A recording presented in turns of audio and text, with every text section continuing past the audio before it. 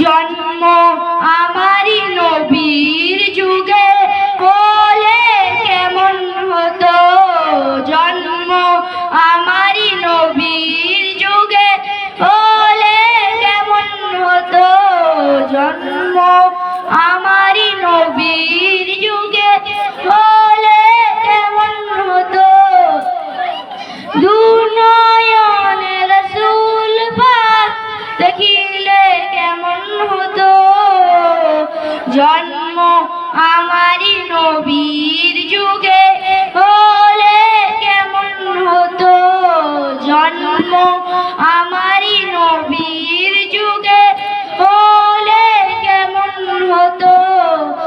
আসত ভেসে মধুর সুরে হযরত বেলালের মধুর আযান, যে আযান ছিল এমন সুর মুগ্ধ রহমান।